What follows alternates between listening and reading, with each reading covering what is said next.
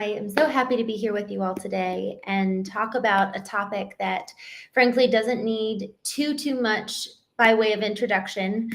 There is a book titled The One Thing by Gary Keller and Jay Papasan. And I had the privilege of going to visit Brandon Turner, who is one of the top real estate investors in at least the nation, if not the world. And I had the privilege of going and spending Thanksgiving with him and his family and a few others a couple years ago in Hawaii. And one of the things that was asked was, what is the single book that has had the greatest impact on you? And he said The One Thing by Gary Keller and Jay Papasan.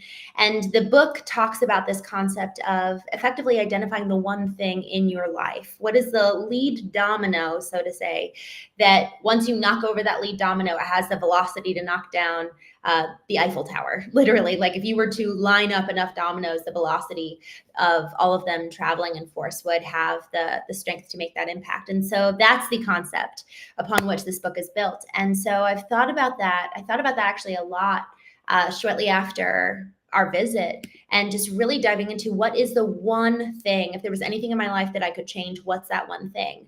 And back then I was identifying that, my early mornings were so precious to me. It was the time where I would get aligned. It was the time that I would kind of have to myself to create content. It was the time before the world awoke that was mine. And so I started waking up at 4 a.m, and that completely changed. I feel like that changed my life for that season. It was just a dramatic difference to have 4 hours to myself every day. But what I realized was that my one thing, my lead domino, wasn't actually waking up. It was when I went to bed. Because if I went to bed past 9 o'clock, I was done. I was toast the next morning. And it was almost like, what's the point of waking up if I'm just so tired? And so effectively, my one thing turned into not getting up at 4 a.m. and my morning habits, but it was the one thing that allowed for me to ensure that I did that. To maintain my habits was actually the bedtime and effectively how I lived out the night before. And so in this new season of life, I have been considering this question of what is the one thing, not just what's the one thing for me, but also what is like the one thing, because I've been thinking a lot about what my offer is. For knowing for the business, what's kind of the one thing, if I was to only be able to give off one key core offer, what would that be? But then I got it down much granular, because even as I was taking this concept of the one thing, it was like, okay, go to bed the night before every single day. But then I got more granular. So in order for me to achieve my mission in this season of life, or even just my mission in general, I know that my mornings are so critical and to be honored. And so therefore I must go to bed. But let's break it down on a more molecular level. So rather than taking what's my one thing in general in this season of life or this year, what's my one thing today? And that was so helpful. Actually, this is so funny. I just saw a video yesterday. No wonder this is on my mind. It was one of the sharks was being interviewed on the Diary of a CEO podcast. And he effectively was talking about his time working with Steve Jobs and how Steve Jobs was so incredibly vigilant about this. He called it the signals, where let's say you've got a list of 18 things, and you know that these 3 things are the signals that would have the greatest impact in your day. And then you dedicate the 16 hours of the day to drown out the noise of the rest of those, 15 tasks, to eliminate them and focus on those 3 things that you have identified as the most critical to your mission. And Steve Jobs, Elon Musk are these people that are so good at basically obliterating the noise, obliterating the horizontal that comes in and vies for our attention when we know that this is the thing that I have to do. This is the thing that I have to focus on, and everything else needs to be reprioritized or just completely shut out. It's effectively like a horse with blinders on, where they cannot see to the right and to the left, and they are laser focused on that which is before them. And so these men who have accomplished incredible things, Elon Musk, Steve Jobs, they are it's notable. People around them who have worked with them have been like, actually, they're really annoying to work with because they're so laser focused. So obviously there's the question of, what's the right level of empathy with the right level of efficiency? So that's a different discussion. The point today is, what is the one thing? Do we know what that is for the season of life which we're in right now? But then also the one thing for the day. What is the one thing that I need to do to effectively power my mission forward? What's also the one thing, because it translates beyond just us, right? It translates into what's the one thing for my clients, because there are so many things, so many amazing, incredible opportunities, yet so many distractions, so much noise. And so I'm on my, I'm actually here in Phoenix, Arizona, and I'm going to be doing a Known Founder later this week, which is effectively a version of the Knowing Intensive. I was in New York 2 weeks ago, working with a couple and really working with them on their business and just diving deep. And what's so hard during this time of the deep exploration is that we're actually pulling forth, what are your dreams? What do you actually feel called to do? What's your vision? What are the things that effectively those shiny objects, we need to identify them and call them out, because for so much of the time we actually can live so head down that we forget about the things that initially excited us to begin with, the things that like draw us and keep us motivated and keep us going, that are effectively the gas in our engine. Yet if we don't take the time to then also identify, yes, those are exciting, but they're not the one thing. We have to know what the one thing is in the high level, mission focused, know what the one thing is every single day. And then also knowing what that one thing is in each of our kind of, I like to call it life focus areas. So we've got the financial category, the professional category, the personal category, family, spirit. There's all these different elements of life that constitutes a life worth living. But y'all, the more intentional we are to design and create our lives, the more we live with a consciousness in every single step and every single decision. But we have to take the time to sit and be an artist and actually create, what do I want my life to look like? And that's a hard thing. I don't know if you all have found it hard. I found it hard for me. And I actually have to set up a structure and actually put myself out of kind of the comfort of my own home and really allow myself to get messy with it and really paint and really vision, what do I want my life to look like, literally, physically? How do I want to look? Because that question of how do I want to look physically, what do I wear? What do I want my body to look like? How do I want to feel? So much of that has been defined by society and fed to me by the things that I see, the things that I hear. And I only up until a couple weeks ago did I actually ever, for the first time in my life, sit down and say, what do I actually want to look like? It was always predetermined by the subconscious ideal I had in my head. So again, with this whole concept of knowing, for business, personal, relationships, or otherwise, it is effectively pulling the subconscious into conscious awareness so that then we're the ones at the helm. We're the ones pulling the levers of our lives, not these subconscious ideals that the world puts before us, culture puts before us, religion puts before us. It's let's actually be the ones calling the shots. But we have to first take the time to do that. And so as I was thinking about this conversation today, if I was to say, here's the one thing that I would really encourage others to do, here's the one thing that if I could tell anyone to take any one single action, honestly, right now, and maybe even for the rest of their lives, I would say take time every day and journal. And when I say journal, I mean actually ideally physically write, but at least write on a computer, write something somewhere, somehow, and do it for you. This isn't content creation. Maybe it can turn into content creation one day once you form the practice. But y'all, the more we get into the habit of actually writing from the inner place, we actually start to access it. So if we just start writing down what we're thinking about, eventually, it's almost like, actually, Joe Dispenza said this when we were there was 1,800 people at this week-long retreat at the Gaylord Hotel in DC. And effectively what he said was, if you just start letting, there was almost this like flow that's happening. And you know what, y'all? My phone is somewhere and it is buzzing. I'm going to turn it off because I'm actually getting distracted. So I just turned off my phone. I have my alarm set because I need to go to dinner here in just a few minutes. But what's so important and what's so interesting, and I just want to kind of get recentered right here.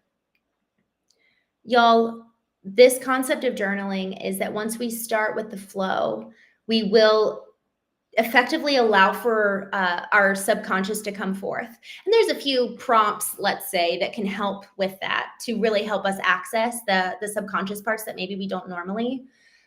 But man, if we just start and we just start, there's a concept that was told to me. I think I might have shared this in a recent episode, but there was a concept that was told to me that had a really significant impact.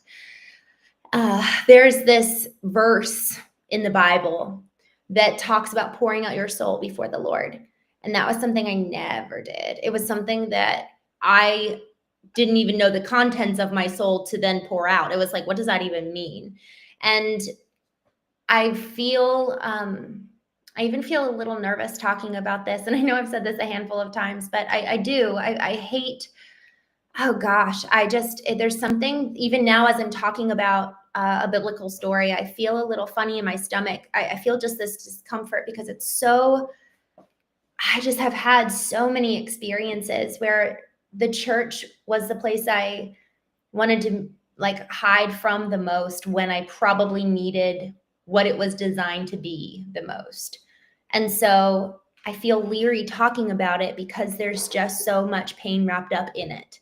And at the same time, there have been so many areas where it has proved to be what I've needed when I've allowed for revelation to come from it, not someone else to interpret it. So it's really when we start allowing for these stories in terms of the biblical stories, or it's just spiritual stories, to allow for us to be gleaning revelation from within and from above, rather than just having everything parroted for us from those pastors, popes, and priests that we all are so familiar with. And even our own parents, there's so much. When I was talking just a few moments ago about how I never really had sat and thought about, how do I actually want to physically look for myself? Not just what culture says I should look like, but what do I like? How do I want to show up in a physical way? It sounds so simple, but I really had never actually thought about it. And how many other things do we operate our very lives off of that we have never really thought about? Why do I believe this in the first place? And so this is why it's so incredibly important. If we just journaled every single day, just started writing that one thing, that is the one thing that I believe every single person in the world would benefit from doing, because they're going inward rather than constantly going outward, outsourcing revelation, outsourcing beliefs, outsourcing opinions, expectations for their lives, but rather they're actually going inward for the first time and maybe starting to think for themselves for the first time.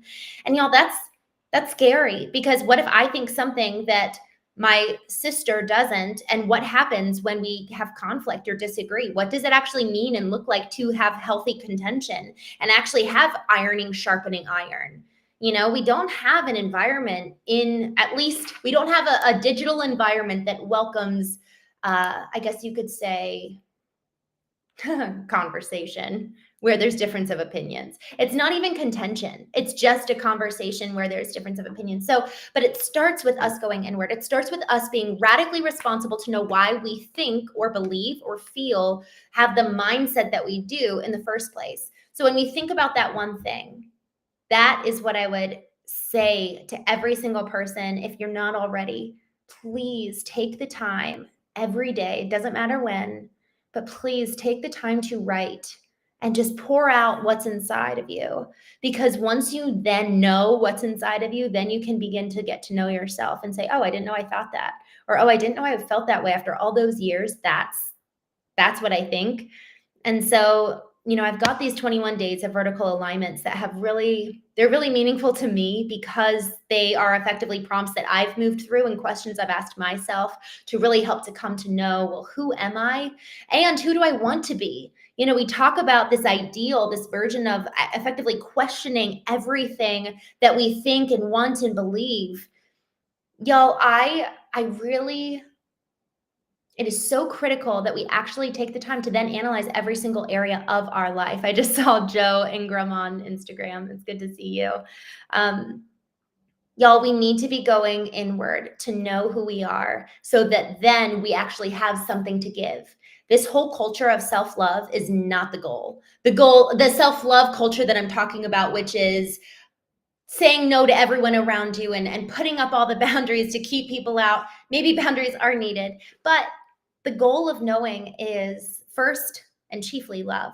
And then the goal of knowing second is creation. Because when we actually come from an authentic place, we actually have something original for the first time, rather than just parroting what everyone around us thinks, says, feels, believes. We're actually starting to create something new, but it has to come from an original source. And so if we have not done the work to tap into the authentic well from within, everything that's going to overflow is going to be a replica, a phantom, a mirror of everyone around us.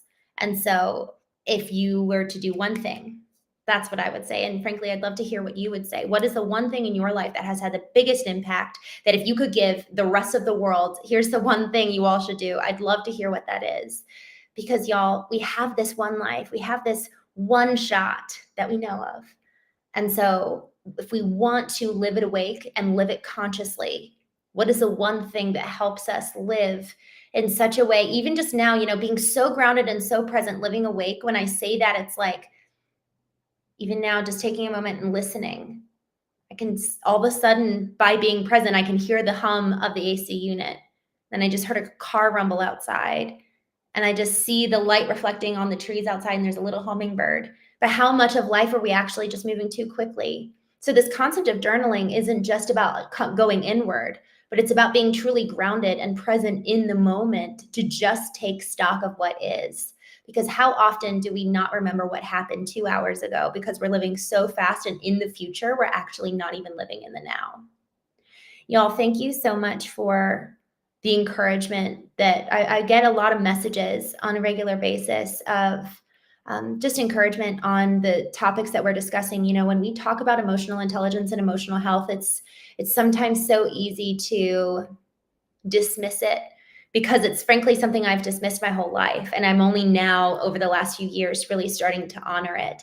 But it is something that doesn't get enough attention in the way that it's really causing real change, causing like connecting, like linking human to human. That's the goal of this emotional connection and this emotional health is love, is the overflow and the outpouring and the soulish bonds that allow for healing and health to permeate our cultures, permeate our schools, permeate our businesses.